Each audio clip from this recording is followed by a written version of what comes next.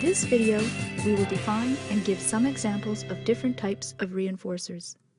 We will explain why we use reinforcers and provide some key points on how to use them to maximize their effectiveness. A reinforcer is anything contingent on a behavior that increases the likelihood of a behavior recurring. Simply put, reinforcers are rewards that we use to signal to a child that he or she has responded correctly and to encourage the child to respond the same way again. Reinforcers provide motivation and essential feedback to the child and strengthen learned responses. There are an endless variety of ways that you can reinforce a child. Here is a list of a few options.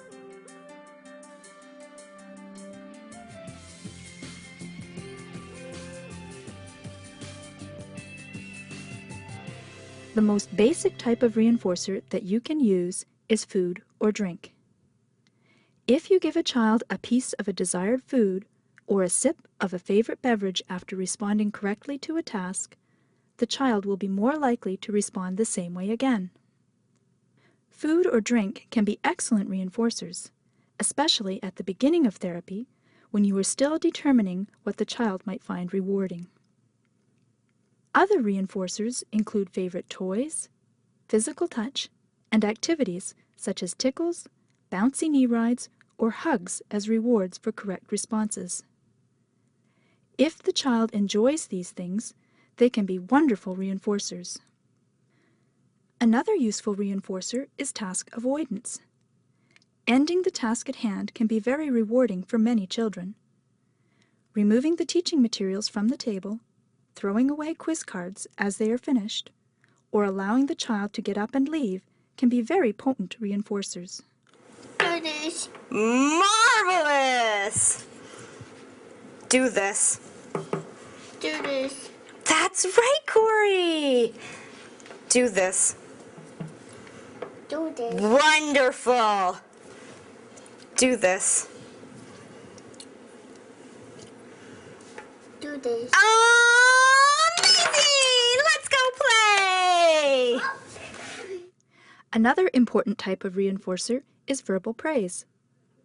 Verbal praise is a bit different from the reinforcers mentioned so far because most children with autism will likely be indifferent to verbal praise at first. However, verbal praise is very commonly used in our society today. Therefore, it is important to teach children with autism to learn how to enjoy it. To accomplish this, we must always include verbal praise with the other types of rewards that we use. Touch shoe. Oh, way to go. I love how hard you're working. Good work. I've got more crackers. By consistently pairing verbal praise with other rewards, such as food, toys, or physical touch, the children will slowly learn to enjoy it. The last types of reinforcers that we will discuss are counters and token systems. When counters or tokens are used, the child earns tokens or points that can be exchanged for rewards.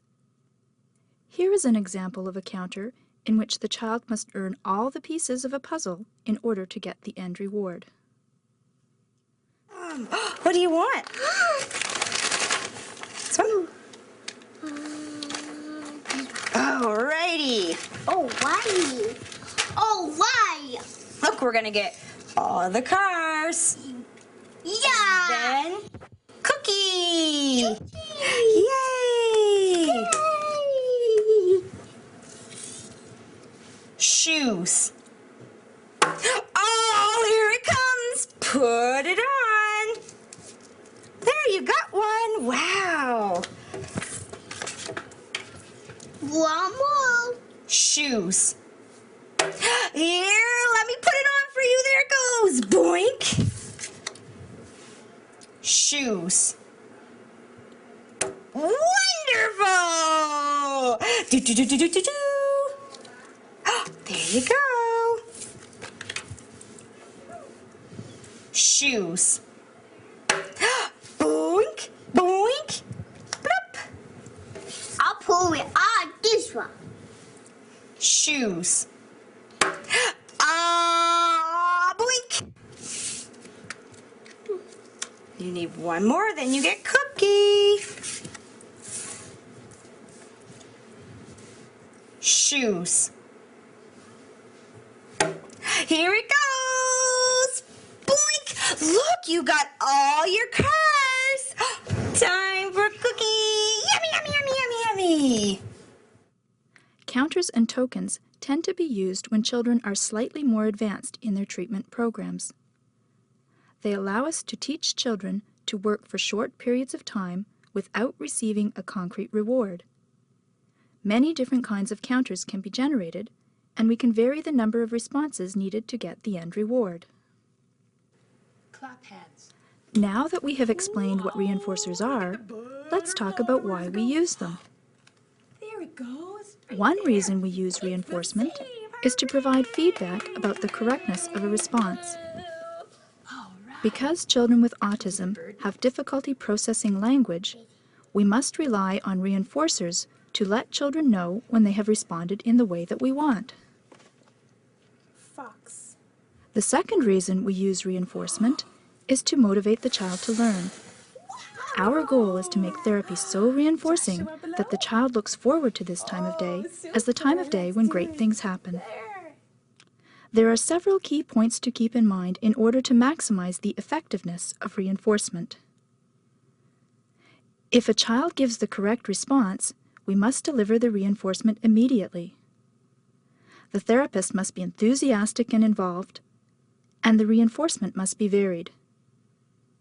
These components ensure that we reinforce the target behavior. The reinforcement must be immediate because if reinforcement is delayed, we might inadvertently reinforce something the child does after the target behavior.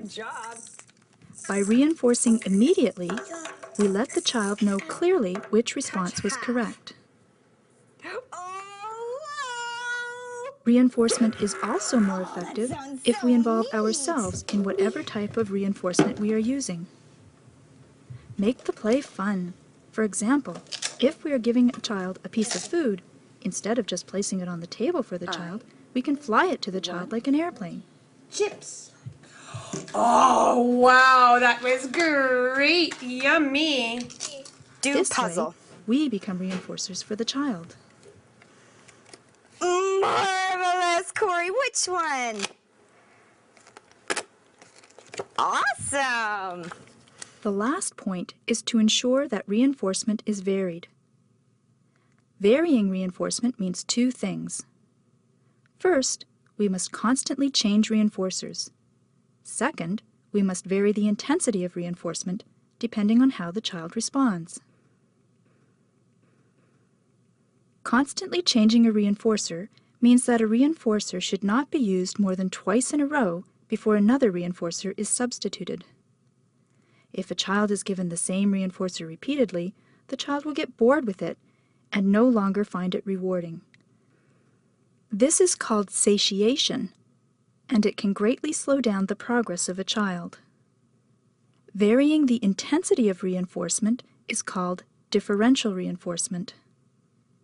Differential reinforcement means that the child will receive a more preferred reward for better effort or a well-executed response.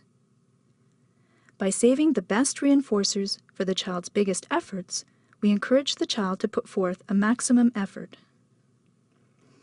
Now that we have defined reinforcers and talked about how to use them, we need to discuss how to develop new reinforcers. We must be constantly searching for new and effective reinforcers in order to vary them and avoid satiation. One way to develop new reinforcers is to observe what the child enjoys doing during free play. Favorite toys can be reserved for use in therapy or used as rewards after therapy. If the child likes television, he or she could earn tokens towards watching 5 minutes of television. Another way of finding new reinforcers is to modify a child's existing self-stimulatory behaviors. Gazing at a light, arm flapping, spinning, and lining things up in rows are all common self-stimulatory behaviors. It is often possible to modify these behaviors so that they are non-disruptive and more socially acceptable. For example, if a child likes to gaze at lights, you could teach the child to enjoy playing with a kaleidoscope and then use that toy as a reward. Finally, you can test for new reinforcers using a reinforcement survey. To do this, present the child with a choice of 2 potential reinforcers and keep track of which one the child chooses. Once you find a reinforcer that works to motivate the child, you should not allow the child to play with it outside of therapy. And within therapy, you should limit the time that the child has access to the reinforcer to about 10 to 20 seconds each time it is used. By reserving reinforcers for therapy, you increase the chances that the child will remain interested in them and motivated to learn. So far in this video, we have defined reinforcement and given some examples of different types of reinforcers. We explained why we use reinforcers and provided some examples of how to use them to maximize their effectiveness. We also discussed ways to develop reinforcers that are the most effective for each child. I hope that you have found today's training video useful, and I would like to wish you the best of luck.